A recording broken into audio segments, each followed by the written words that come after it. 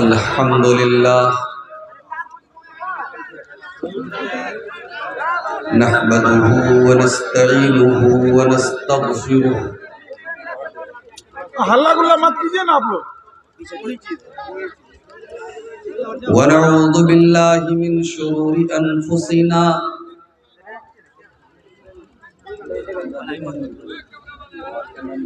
व मिन सय्यिआति अमालिना।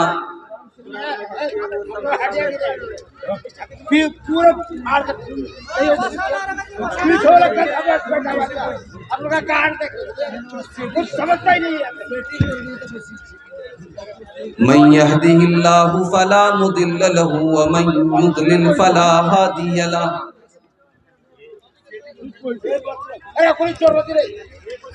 व अशहदु अल्ला इलाहा इल्लल्लाहु वहदहु ला शरीक लहु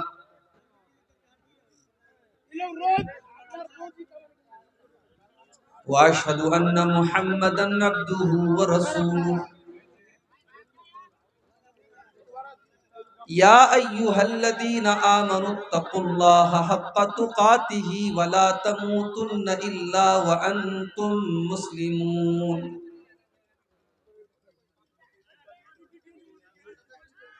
या अय्युहन्नासुत्तकू रब्बकुमुल्लज़ी खलक़कुम मिन नफ्सिन वाहिदा व खलक़ मिन्हा ज़ौजहा व बत्त मिन्हुमा रिजालन कसीरन व निसाअ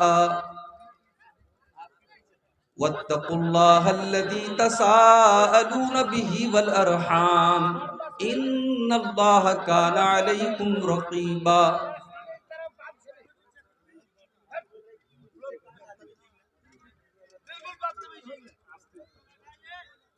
या अय्युहल्लज़ीना आमनुत्तकुल्लाहा व क़ूलू क़ौलन सदीदा युस्लिह लकुम अअमालकुम व यग़फिर लकुम ज़ुनूबकुम व मन युतिइल्लाह व रसूलहु फ़क़द फ़ाज़ फ़ौज़न अज़ीमा। अम्मा बअदु फ़इन्न ख़ैरल हदीथि किताबुल्लाह व खैरल हदी हदी मुहम्मदिन सल्लल्लाहु अलैहि वसल्लम व शर्रल उमूरि मुहदसातुहा व कुल्ल मुहदसतिन बिदअह व कुल्ल बिदअतिन ज़लालह व कुल्ल ज़लालतिन फिन्नार।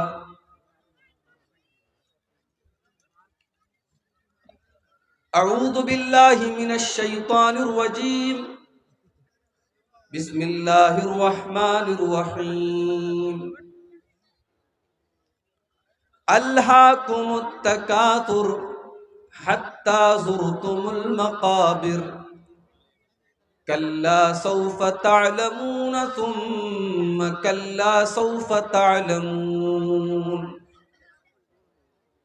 कल्ला लौ तअलमून इल्मल यक़ीन लतरवुन्नल जहीम सुम्म लतरवुन्नहा ऐनल यक़ीन सुम्म लतुस्अलुन्न यौमइदिन अनिन नईम।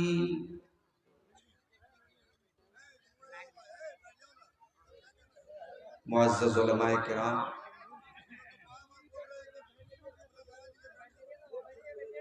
मोहतरम बुजुर्गों, नौजवान साथियों, पर्दा नशीन माँ और बहनों, प्यारे बच्चों,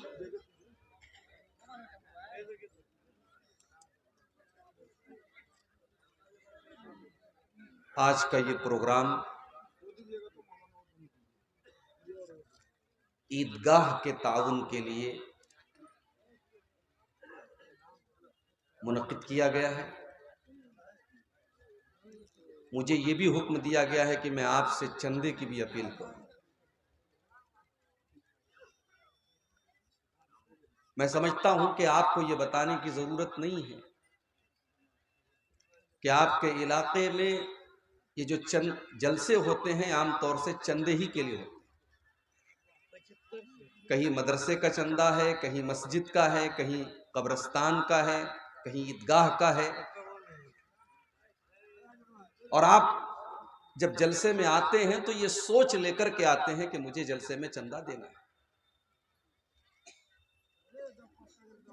और आपके लिए जो आपके महबूब मुकर्रिर होते हैं उनको अमूमन आखिरी में, बिल्कुल आखिर में वक्त दिया जाता है ताकि आप उनके इंतजार में बैठे रहें और दिल खोल करके आप चंदा दें।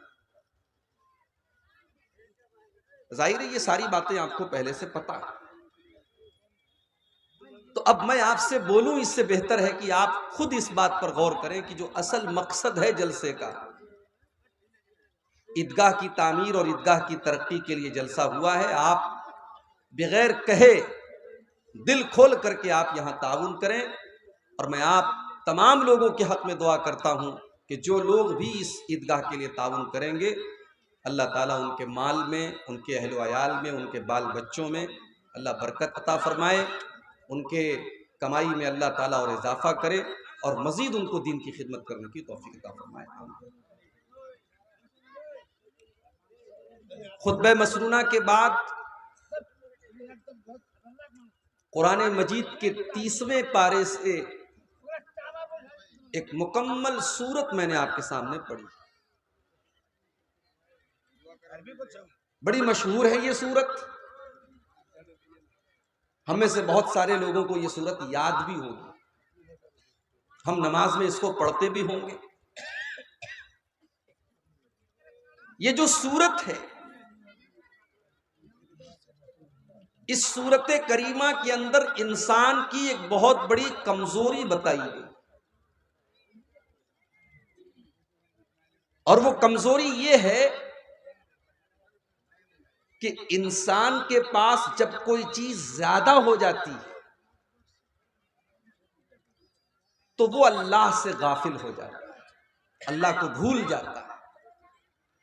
पैसा ज्यादा हो गया तब भी भूल जाता है, ताकत ज्यादा मिल गई तब भी भूल जाता है,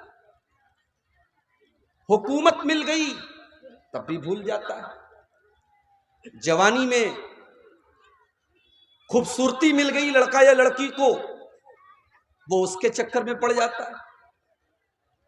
जब कोई चीज ज्यादा मिल जाती, अधिक मिल जाती है, औकात से ज्यादा मिल जाती है, तो इंसान अल्लाह को भूल जाता है। अल्लाहुमुत तकासुर हत्ता ज़ुरतुमुल मकाबिर। बड़े गौर से सुनिएगा, पहले मैं इस सूरत करीमा का तर्जमा करूंगा और उसके बाद मैं डिटेल से इसके बारे में आपको बताऊंगा। अल्लाहुमुत तकासुर, मेरे बंदो तुमको गफलत में डाल दिया, तुमको गाफिल कर दिया, तुमको अल्लाह ताला से दूर कर दिया तकासुर ने। अब तकासुर का मतलब क्या है? हिंदी में कहते हैं किसी चीज का अधिक हो जाना, इंग्लिश में कहते हैं एक्सेस हो जाना, उर्दू में कहते हैं जरूरत से जायद हो जाना, और बंगला में शायद अधिक को अधिक बोल देते होंगे, अति को ओती बोल देते होंगे, ऐसे ही करते ना, दही को दो ही बोल देते, थोड़ा गोल कर देते हैं। किसी चीज का जरूरत से ज्यादा हो जाना, एक्स्ट्रा हो जाना, दैट इज कॉल्ड तकासुर। अब यहां पर आप रुक जाइए और कुरान की एक और आयत में आपको याद दिलाता हूं जो सूरह हदीद के अंदर है। उसमें अल्लाह ताला ने एक आयत के अंदर पूरी इंसान के जीवन की यात्रा का जिक्र किया है। बचपन से लेकर बुढ़ापे तक इंसान के जीवन में, इंसान की जिंदगी में कौन कौन सा दौर आता है, अल्लाह ने वो सारे दौर उस आयत के अंदर जिक्र कर दिया। इन्नमल हयातुद दुनिया लहवुन व लइबुन व ज़ीनतुन व तफ़ाखुरुन बैनकुम व तकासुरुन फिल अमवालि वल औलाद। ये दुनिया की जिंदगी क्या है? फरमाया इन्नमल हयातुद दुनिया लइबुन व लहवुन, ये तो खेल है। बच्चा पैदा होता है, 3-4 साल का होता है, उसका एक ही काम है, टाइम पर खाना खाएगा, रात में सोएगा और बाकी टाइम वो खेलेगा। उसे कमाई की कोई चिंता नहीं, न बाप का प्रेशर है कि तू कमा के ला, न मां का दबाव है तू कमा के ला, न बीवी न बच्चे न कोई जिम्मेदारी। इसीलिए किसी शायर ने अपनी शायरी के अंदर भी ये कहा है कि भले छीन लो मुझसे मेरी जवानी, मगर मुझको लौटा दो मेरा वो बचपन। बचपन का वो जमाना बड़ी बेफिक्री का जमाना होता है, उसमें टेंशन नहीं है, उसमें जिम्मेदारी नहीं है, उसमें कमाने का कोई झंझट नहीं है, उसमें किसी को हिसाब नहीं देना है। अल्लाह ने फरमाया मेरे बंदो ये तुम्हारी जिंदगी का पहला दौर है, इन्नमल हयातुद दुनिया लअबुन, तुम्हारी जिंदगी की शुरुआत होती है खेल से। उसके बाद फरमाया वल्लाहुन, फिर दूसरा जमाना शुरू होता है, तुम 12 साल के 15 साल के हो जाते हो, अब तुम्हें तमाशा पसंद आने लगता है, तुम्हें नाच गाना अच्छा लगने लगता है, तुम्हें तस्वीरें देखना अच्छा लगने लगता है, तुम्हारी जिंदगी में अब तमाशा आने लगता है, लहव आने लगता है।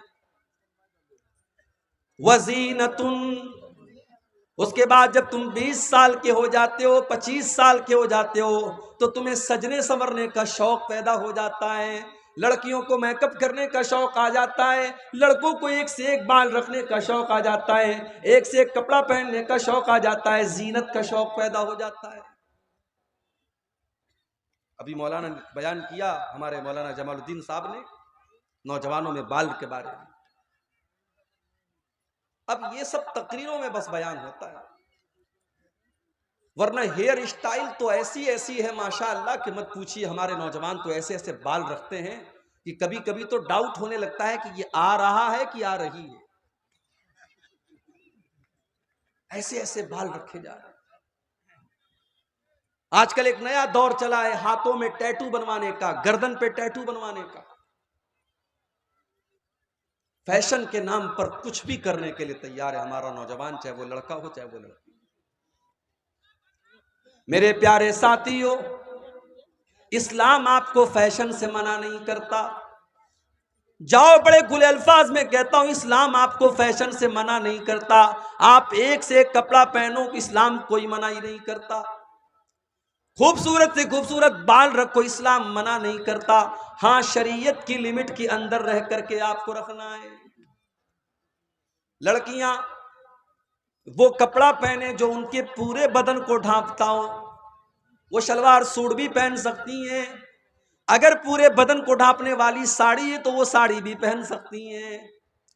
वो घर के अंदर अगर ऐसा कोई लिबास है जिससे उनके पूरे बदन को वो लिबास छुपा रहा है तो वो लिबास वो पहन सकती हैं। इस्लाम में लिबास को लेकर के कोई ड्रेस कोड नहीं बनाया गया, कोई यूनिफॉर्म नहीं बनाया गया। हमारे नौजवान भाई, कोई जरूरी नहीं है कि आप कुर्ता पायजामा पहने। साउथ इंडिया के अंदर तो मौलवी लोग भी पैंट शर्ट पहनते हैं। जुमा का खुतबा देने वाला मौलवी भी पैंट शर्ट पहनता है, कोट और पैंट पहनता है। यहां अगर हम पैंट कोट पहन करके आ जाएं और कटिहार स्टेशन पे जलसा वाले रिसीव करने के लिए पहुंच जाएं तो नाराज हो जाएंगे।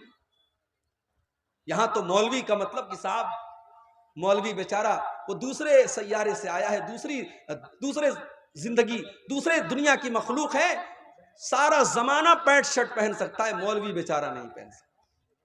मौलवी तो कुर्ता पायजामा में ही अच्छा लगे। तो इस्लाम ने ड्रेस पर कोई पाबंदी नहीं लगाई। हां, मर्द हजरात अगर हैं, उनका कपड़ा टखने के ऊपर होना चाहिए। नमाज की हालत में आप कोई ऐसा कपड़ा नहीं पहन करके नमाज पढ़ सकते जिसमें आपका कंधा खुला हो और घुटने से लेकर के नाफ तक का हिस्सा ये मर्द का सतर है, जो नमाज के अंदर तो हर हाल में छुपा होना चाहिए और आम हालात में भी छुपा होना चाहिए। कोई मजबूरी हो तो अलग बात। घुटने से लेकर के नाफ तक का हिस्सा और कंधा ढका होना जरूरी है नमाज की हालत। औरत नमाज पढ़ रही है तो उसकी हथेली और चेहरे को छोड़ करके बाकी पूरा बदन छुपा होना चाहिए। हमारे यहां बहुत सारी औरतें हाफ आस्तीन का कपड़ा पहनती हैं, इतना हाथ उनका खुला रहता है। माफ कीजिए, अगर आप उस कपड़े में नमाज पढ़ रही हैं तो आपकी नमाज सही नहीं। नमाज की हालत में आपका कपड़ा सिर्फ हथेली और चेहरा खुला होना चाहिए, बाकी पूरा बदन आपका छुपा होना चाहिए। तो इस्लाम ने पाबंदी कहां लगाई मेरे भाई? आप बाल रखो मगर इंसानों के जैसा बाल रखो। ये आधा बाल है और आधा टकला है, ये कौन सा बाल है भाई? ये कज़ा है जिसको अल्लाह के नबी ने लानत फरमाई है, और हमारा नौजवान वो समझ रहा है कि हम बहुत अच्छे लग रहे हैं। कुछ नौजवानों को देखा कि वो कान में बाली पहने हुए हैं, कुछ नौजवानों को देखा कि वो हाथों में कड़ा पहने हुए हैं। समझ में नहीं आता ये मुसलमान है कि गैर मुस्लिम है। दाढ़ी तो वैसे ही नहीं है, बाल लंबे लंबे हैं, कानों में बाली है, मुंह में गुटखा दबाए हुए है, हाथों में कड़ा भी पहने हुए है। अब कैसे पता लगेगा ये मुसलमान है कि गैर मुस्लिम? अल्लाह ने फरमाया मेरे बंदो, तुम्हारी जिंदगी का एक दौर वो भी आता है वज़ीनतुन, तुम सजते हो संवरते हो, आईने के सामने देर तक खड़े रहते हो, अपने आप को सजाते हो संवारते हो, अपने चेहरे पर क्रीम लगाते हो, अपने सर के ऊपर तुम तेल लगाते हो, अपने हेयर स्टाइल पर तुम्हें बड़ा नाज होता है। वज़ीनतुन, तुम्हारी जिंदगी का ये तीसरा दौर है। व तफाखुरुम बैनकुम, उसके बाद एक और दौर आता है जब तुम एक दूसरे के ऊपर फख्र करने लगते हो। मैं लाख रुपया कमा रहा हूं, अरे तू तो 50,000 कमा रहा है, मैं तो लाख रुपया कमा रहा हूं। तेरे पास तो छोटा मोटा मकान है, मेरे पास तो मेरे गांव में सबसे शानदार मकान है, मेरे पास तो 4 व्हीलर गाड़ी है, मेरे पास तो ये है, मेरे पास तो वो है। एक ऐसा दौर भी आता है जब इंसान कंपटीशन करने लगता है, जब मुकाबला करने लगता है, जब प्रतिस्पर्धा करने लगता है, जब एक दूसरे से आगे निकलने के चक्कर में पड़ जाता है। व तकासुरुन फिल अमवाली वल औलाद, 35 साल का हो गया, शादी हो गई, बच्चे भी हो गए, फिर और बड़ा हुआ, 40 साल का हुआ, अब बच्चे भी बड़े बड़े होने लगे, कुछ बच्चियों की शादी भी हो गई, अब नाती नतनी भी हो गए, नवासे भी हो गए, पोते पोतियां भी होने लगे। अब तो बस एक ही दिल का इरादा है कि खूब ढेर सारा पैसा हो जाए और ढेर सारा मेरा परिवार बड़ा हो जाए, मेरे बच्चे, मेरे पोते, मेरे नवासे जब मेरे सामने आ जाएं तो मुझे लगे कि मेरा कितना बड़ा कुंबा है, मेरा कितना बड़ा परिवार है। व तकासुरुन फिल अमवाली वल औलाद, मेरे बंदो जब तुम बुढ़ापे को पहुंच जाते हो तो अब तुम्हारी जिंदगी का बस एक ही मिशन है कि ढेर सारा माल हो जाए और ढेर सारे बच्चे और आलो औलाद हो जाए। कमसली गैसिन आजबल कुफ्फार नबातुहु तुम्मा यहीजु फतराहु मुस्फर्रा तुम्मा यकूनु हुतामा, मेरे बंदो जब आसमान से बारिश होती है तो जमीन से जो पैदावार निकलती है वो पहले हरी भरी होती है, वो पहले हरी भरी होती है, फिर वो पीली होने लगती है, फिर वो पकने लगती है, और फिर एक टाइम ऐसा आता है जब खेत को काट दिया जाता है, धान के खेतों को काट दिया गया, पूरा मैदान सफा चट हो गया। मेरे बंदो एक दिन तुम्हारी जिंदगी की फसल भी कट जाएगी, एक दिन तुम्हारी जवानी ढल जाएगी, एक दिन तुम्हारी खूबसूरती खत्म हो जाएगी, तुम्हारा पैसा खत्म हो जाएगा, तुम्हारी दौलत खत्म हो जाएगी, तुम्हारे बदन की ताकत खत्म हो जाएगी, तुम कटी हुई फसल की तरह हो जाओगे। अब आ जाइए आप वापस कुरान के 30वें पारे। अल्लाकुमुत तकासुर, मेरे बंदो तुमको गाफिल कर दिया है कसरत की चाहत ने, ज्यादा माल कमाने के चक्कर में, ज्यादा पैसा कमाने के चक्कर में, ज्यादा ताकत के नशे ने, ज्यादा हुकूमत के नशे ने तुमको अल्लाह से गाफिल कर दिया है। ओ पैसा कमाने वालों, पैसा तो कारून के पास भी बहुत था, इतना पैसा था कारून के पास, कुरान कहता है व आतैनाहु मिनल कुनूज़ि मा इन्न मफातिहहु लतनू बिल उस्बा, इतना खजाना था कारून के पास, उसके खजानों की चाबियों को बड़े बड़े पहलवान बड़ी मुश्किल से उठाते थे। कारून जब कपड़ा पहन करके निकलता था, जब सज संवर करके निकलता था, तो कारून की कौम के लोग कहते थे या लैत लना मिस्ला मा ऊतिया कारून, काश हमारे पास भी इतनी धन दौलत होती, हमारे पास भी इतना पैसा होता जो कारून के पास है, हमारे पास भी कारून के जैसा कपड़ा होता, हमारे पास भी कारून के जैसी दौलत होती। ओ मेरी प्यारी माँ बहनों, आज दूसरों के कपड़े देख करके तुम अपने शौहरों को आ करके सुनाती हो मेरी सहेली ने ऐसा कपड़ा खरीदा, मेरी पड़ोसन ने ऐसा कपड़ा खरीदा, मेरी सहेली के शौहर ने उसको नाक की कील दिलाई, उसको कान की ईयररिंग दिलाई। तुमको इससे कोई मतलब नहीं। शौहर बेचारा कहां कहां से कमा करके तुम्हारी घर गृहस्थी जुटा रहा है, तुम्हारा परिवार चला रहा है, तुम दूसरों का कपड़ा और दूसरों का जेवर देख करके अपने शौहरों को परेशान करती हो। और मैंने तो यहां तक देखा कितनी औरतें ऐसी हैं, शौहर बेचारा कहता है मैं क्या करूं, मैं तो मामूली दुकानदार हूं, 500 रुपये रोजाना कमाता हूं, जो कमाता हूं उतना मेरा खर्च है, मैं कहां से तेरे सोने का जेवर बनवाऊं, मैं कहां से तेरे हाथों में सोने की चूड़ी ला करके दूं। तो बीवी कहती है मुझे इससे कोई मतलब नहीं, तुम चोरी करो, तुम डाका डालो, लेकिन मुझे सोने की चूड़ी ला करके दो। कितनी बीवियां हैं जो अपने शौहरों को हराम कमाई खाने पर मजबूर करती हैं। मेरी प्यारी माँ बहनों, मुझे अच्छी तरीके से सीमांचल के जलसों का पता है। पिंडाल में जितनी औरतें उससे ज्यादा तो आपको सड़कों पर मिल जाएंगी। मुझे अच्छी तरीके से पता है कि आप जलसों के अंदर भी क्या मिजाज आपने बना करके रखा है।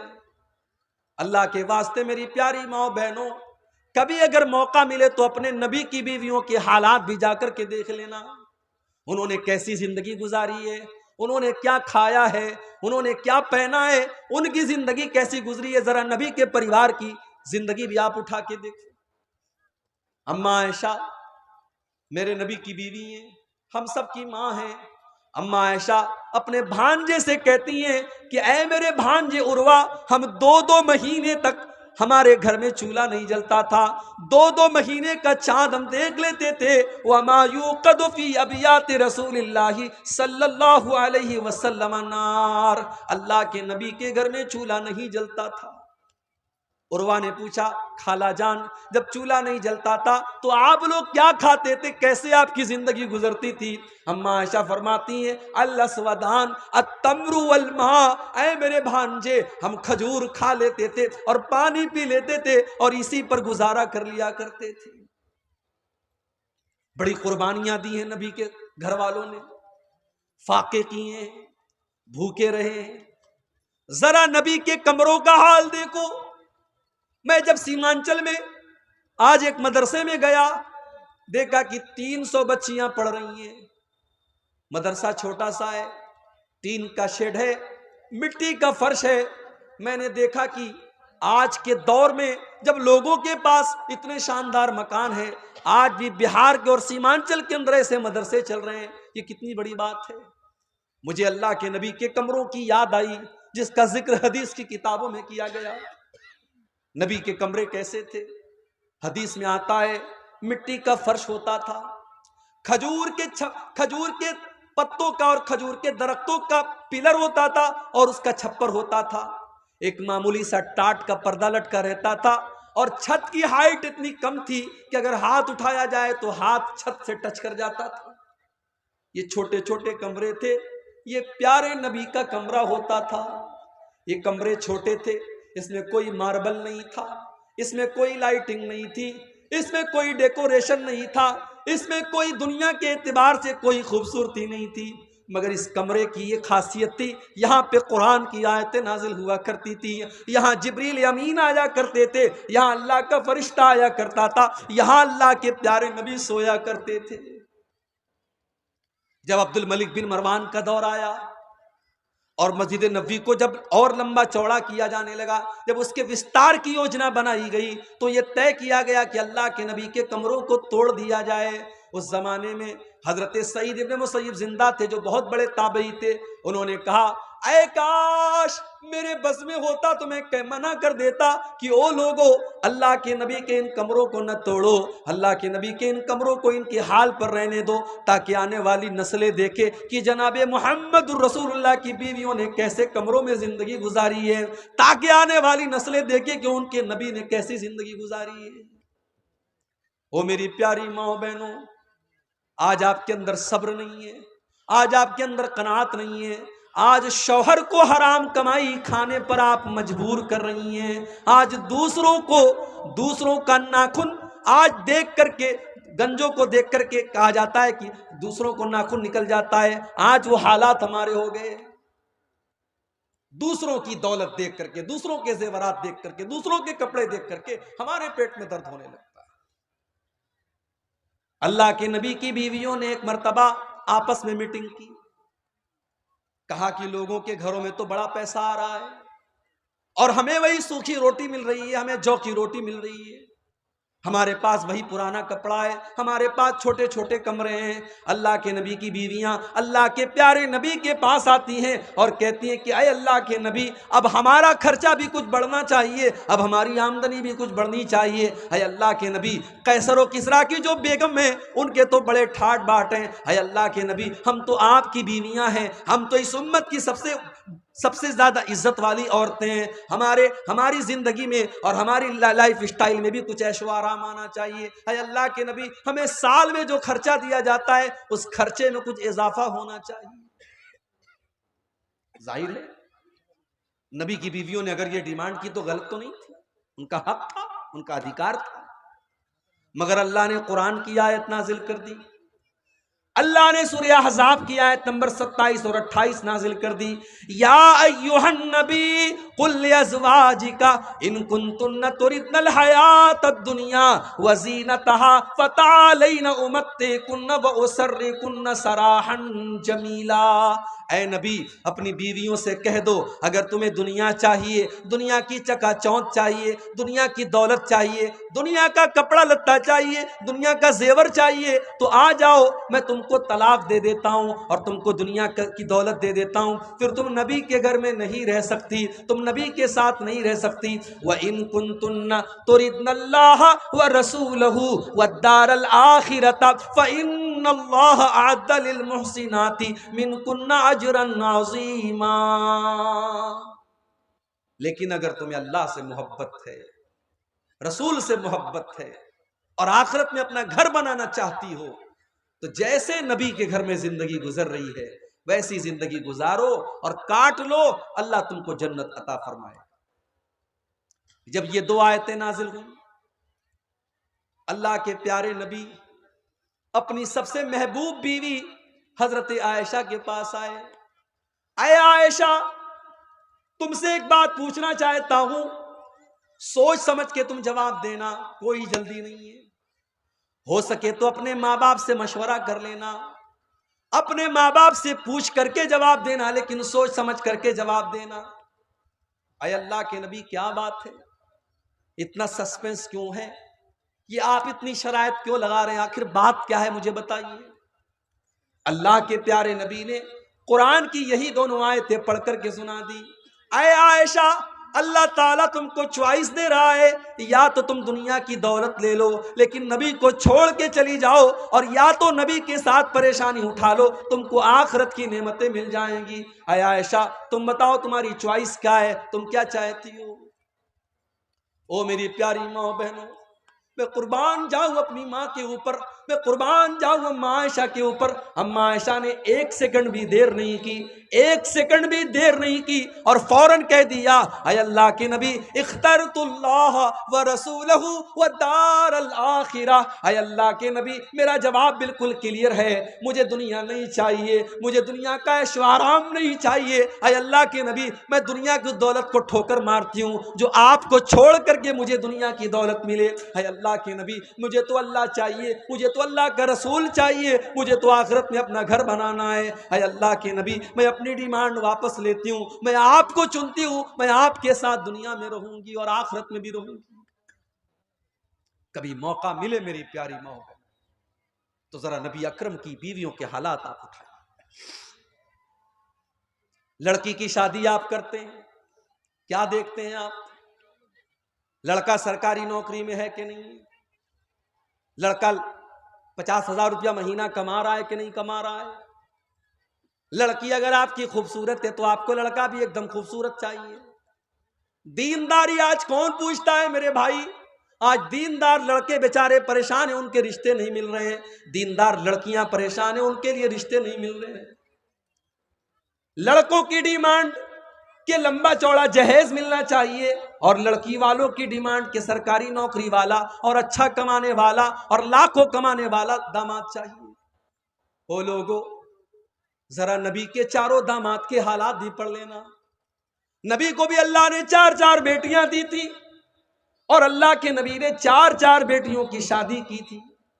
और अल्लाह की कसम, नबी की चारों बेटियों के निकाह में कोई बारात नहीं आई, कोई जहेज नहीं दिया गया, कोई डिमांड नहीं की गई, कोई बैंड बाजा नहीं बजाया गया, कोई गीत नहीं गाया गया, कोई हराम काम नहीं किया गया। और नबी ने रिश्ते में क्या देखा? दीनदारी देखी।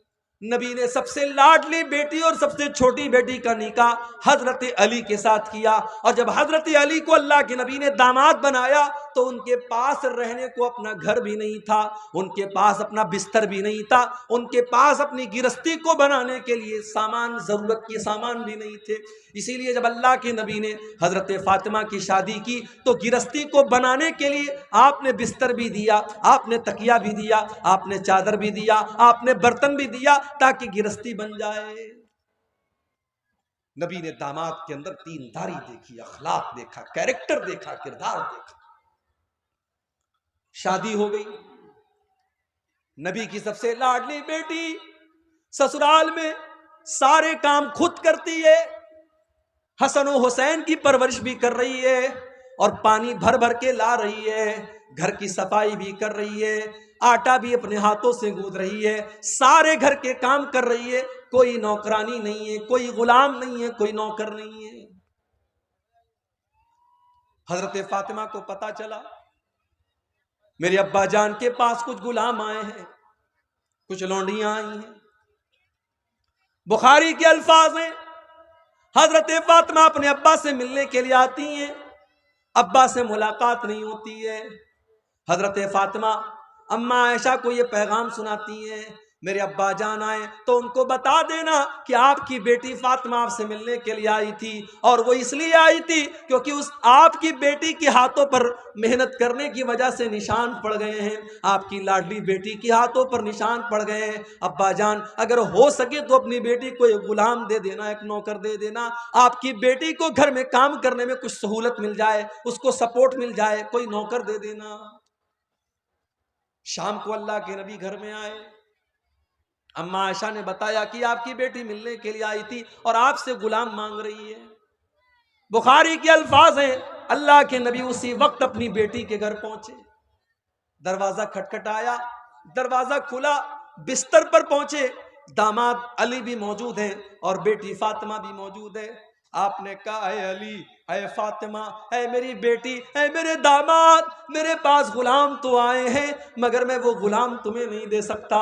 इसलिए नहीं दे सकता कि मेरा जो मदरसा चल रहा है, मेरी मस्जिद के अंदर जो मेरे स्टूडेंट पढ़ रहे हैं, असहाब सुफ़ा के नाम से जो मेरे स्टूडेंट हैं, जो मेरे दीन के तालिब इल्म हैं, उनको खिलाने पिलाने का मेरे पास कोई इंतजाम नहीं है। मैं उन गुलामों को बेच करके अपने उन गरीब सहाबा के खाने पीने का इंतजाम करूंगा। ऐ अली, ऐ फातिमा, मैं तुमको कोई गुलाम नहीं दे सकता। उस जमाने में भी मदरसे के बच्चों के लिए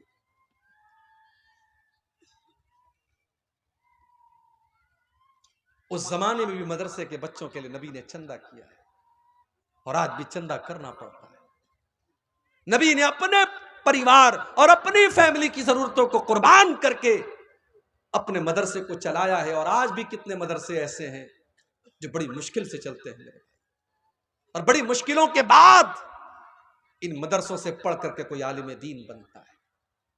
लोगों के घरों में लाइन लगा करके जागीर का खाना खा करके ये बच्चे 8 साल 10 साल के बाद आलिम बनते हैं। इनकी कद्र किया करो मेरे भाई, इनकी इज्जत किया करो, ये बड़ी कुर्बानियों के बाद आलिम। ये 1400 साल का इतिहास रहा है कि दीन के इदारे और दीन के मदरसे आसानी से नहीं चलते हैं।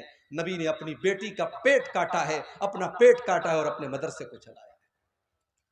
कहा है, मेरी बेटी फातिमा, मैं तुम्हें गुलाम नहीं दे सकता, मैं तुम्हें नौकर नहीं दे सकता, लेकिन हाँ, मैं तुमको उससे बेहतर एक चीज बता देता हूं।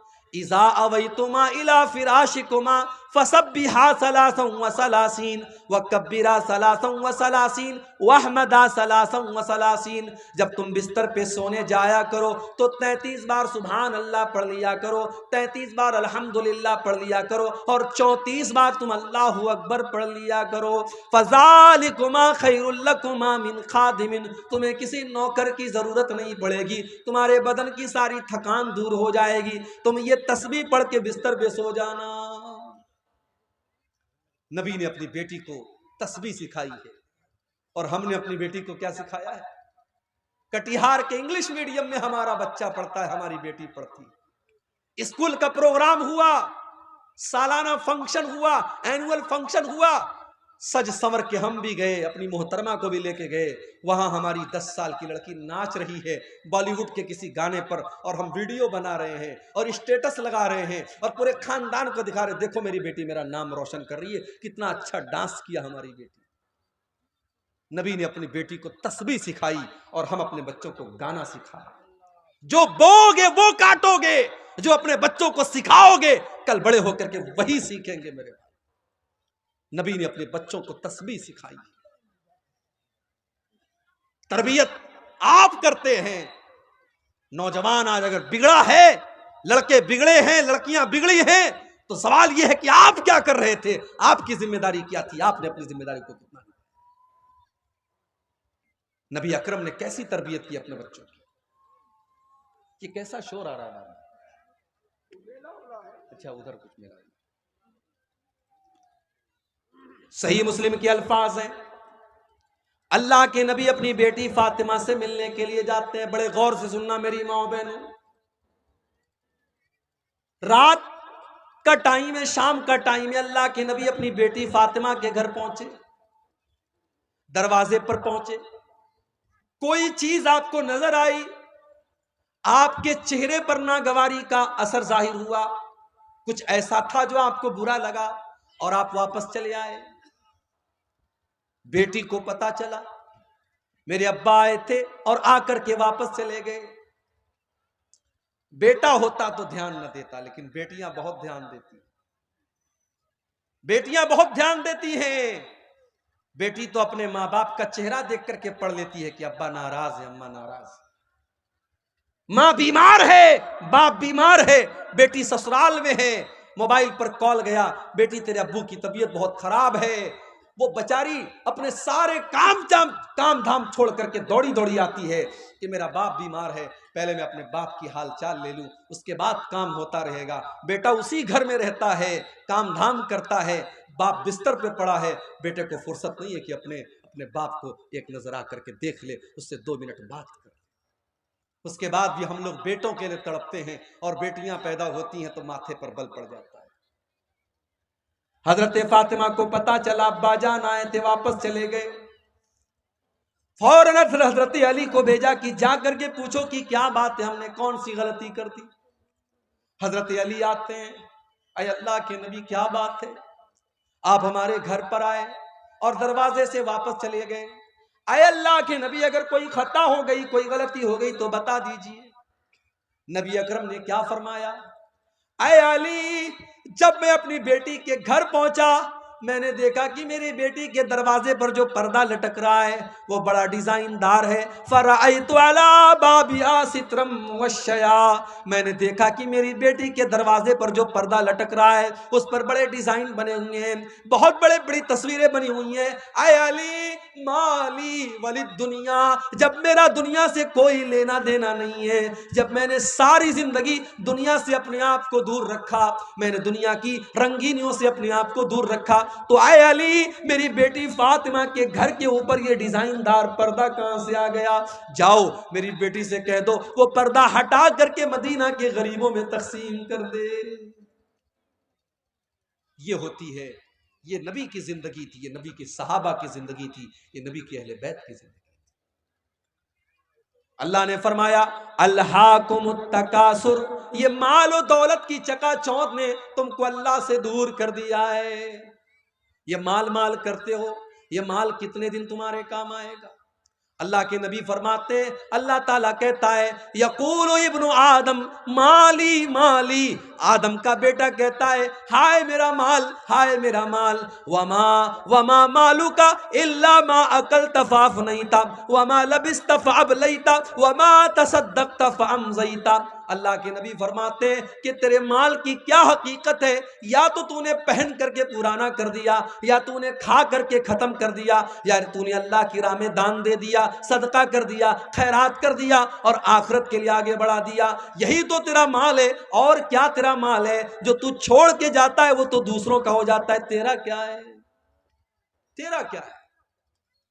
सारी जिंदगी जो जिस मकान को बनाते हैं आप, हराम कमाई से जिस मकान को बनाते हैं, एक दिन आता है आप मर जाते हैं और आपके बच्चे उस मकान में जिसको आपने खड़े होकर के बनवाया है, उस मकान में आपके बच्चे आपकी लाश को 24 घंटे रखने के लिए तैयार। इंसान मर गया, 24 घंटे कोई डेड बॉडी को रखने के लिए तैयार। बीवी को बहुत मोहब्बत है शौहर से, बीवी की आंखों में आंसू बह रहे हैं, बेटे रो रहे हैं, मगर बेटा एक बार भी नहीं कहता मेरे अब्बा जान को मेरे पास रहने दो। सब लोगों को फिक्र है जल्दी से कब्र तैयार हो जाए, जल्दी से जनाजा पड़ी जाए, अब्बा को दफन कर दिया जाए। कोई मुर्दे को रखने को तैयार नहीं है। ओ लोगों, तुम्हारी वैल्यू खत्म हो गई, तुम्हारी हकीकत खत्म हो गई। मौत के आते ही तुम्हारी औकात तुमको पता चल गई। इसीलिए अल्लाह कहता है अल्हाकुमुत्तकासुर हत्ता ज़ुरतुमुल मकाबिर, जब तुम कब्रिस्तान पहुंचोगे तब तुम्हें पता चलेगा दुनिया की हकीकत क्या है। कब्रिस्तान तो पहुंचोगे ना। दुनिया में फॉर्च्यूनर गाड़ी की सवारी करने वाला, 1-1 करोड़ की गाड़ी से चलने वाला, 4 लोगों के कंधों पर आज जनाजे की शक्ल में जा रहा है। जो अपने शैम्पू से, अपने फेवरेट शैम्पू से नहाया करता था। बहुत सारी औरतें डव शैम्पू लगाती हैं, कोई दूसरा शैम्पू ले आओ तो बुरा मान जाती हैं। बहुत सारे लोग लक्स साबुन से नहाते हैं, उनको दूसरा साबुन नहीं चलता। आज मर गया, आज कोई कहने वाला नहीं है ये तो डव साबुन से नहाया करता था, आज इसको साबुन क्यों नहीं लगा रहे हो, कोई ये कहने वाला नहीं है। ये तो गर्म पानी से नहाया करता था, आज इसको ठंडे पानी से क्यों नहला रहे हो, कोई ये कहने वाला नहीं है इसको शैम्पू क्यों नहीं लगा रहे हो, ये तो शैम्पू लगाया करता था। इतना बेबस हो गया, इतना कमजोर हो गया, आज उसके बदन से कपड़े दूसरे उतार रहे हैं, आज उसको नंगा दूसरे लोग कर रहे हैं, आज उसके बदन पर दूसरे लोग पानी डाल रहे हैं। आज वो इस लायक भी नहीं है कि वो कुल्ली कर सके, वो नाक में पानी डाल सके, आज उसकी गंदगी को दूसरे लोग साफ कर रहे हैं। मर गया, घर वालों ने नहला दिया, अब कफन का नंबर आया। दुनिया में कपड़ा पहनता था तो दुकान पर जाकर के कहता था सबसे महंगा कपड़ा मुझे दिखाओ। 1000 रुपया मीटर वाला कपड़ा पहन करके वो निकलता था और अपने कपड़े का रोब झाड़ता था। आज मर गया तो मामूली कॉटन के कफन के कपड़े में, सूती कपड़े में उसको कफनाया जा रहा है। वो ये भी नहीं कहता है ओ लोगों मैं तो रेमंड का कपड़ा पहना करता था, मैं तो फला कंपनी का कपड़ा पहना करता था, मैं तो डेनिम की, मैं तो फला ब्रांड की जींस की पैंट पहना करता था। आज सारा ब्रांड हवा हो गया, आज सारी कंपनियां हवा हो गई, आज जिस कपड़े में कफनाया जाए वो कफनाया जा रहा है। कफना दिया गया, अब लोग आ रहे हैं उसको देखने के लिए। देख लो आखिरी दीदार है, अब इसको कोई देखने वाला नहीं होगा। आखिरी दीदार है, देख लो, अब ये मनो मिट्टी नीचे चला जाएगा, अब इसको कब्र में डाल दिया जाएगा। फिर तुम देखना भी चाहोगे तो फोटो के अंदर देख सकते हो, मोबाइल के अंदर देख सकते हो, तुम रियल में दोबारा इसको नहीं देख सकते। कफना दिया गया, जनाजा तैयार कर दिया गया, 4 लोगों ने चारपाई को उठाया, कब्रिस्तान लेके जाने लगे। कब्रिस्तान लेकर के पहुंचे, इमाम साहब ने खड़े होकर के जनाजे की नमाज पढ़ाई। जनाजे की नमाज में इमाम साहब ने सूरह फातिहा पढ़ी, दरूद शरीफ पढ़ा, जनाजा की दुआएं पढ़ी, मुर्दे की मगफरत की दुआ की। चौथी तकबीर के बाद सलाम फेरा। कब्र तैयार हो चुकी है, कब्र के पास लाया गया, कब्र में उतारा गया, मिट्टी दे दी गई। सारे लोगों ने मिट्टी दे करके अपने हाथ झाड़ लिए और हाथ के साथ साथ अपना पल्ला भी झाड़ लिया। ये बता दिया, बेटे ने अपने बाप को मिट्टी दे करके ये बता दिया, अब्बा जान मैं आपका बेटा हूं, आपने मुझे पढ़ाया लिखाया, मेरे लिए जमीन जायदाद बनाई, मेरे लिए क्या क्या किया, मगर आज इस कब्र के अंदर मैं आपके काम आने वाला नहीं हूं। इस कब्र के अंदर जब मुनकर नकीर आपसे सवाल करेंगे तो अब्बा जान मैं आपके कोई काम नहीं आऊंगा। बीवी, जिस बीवी के जेवरात के लिए इसने सूद और ब्याज का धंधा भी किया था, इसने हराम कारोबार भी किया था और अपनी बीवी के कान और नाक और हाथों को जेवरात से भर दिया था, आज वो बीवी बैठ करके रो रही है और एक बार भी अपने शौहर से ये नहीं कह रही है कि मैं आपकी कब्र में आपकी मदद करने आऊंगी। वो आंसू तो बहा रही है मगर आपकी कब्र में आपके कोई काम नहीं आ रही है।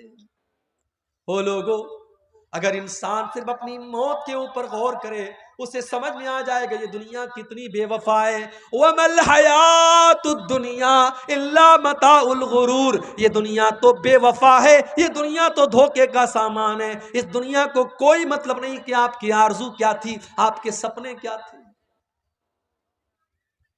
आजकल तो जवान मौतें हो रही, पहले यह था कि साहब आदमी 60 साल का हुआ, 70 साल का हुआ तब मौत होती थी। अब तो मौत तो हमेशा अपने टाइम पर ही आती है। हमको लगता है कि 60 साल में आदमी मर गया, 50 साल की उम्र में आदमी मर गया, मौत तो अपने टाइम पर आई है।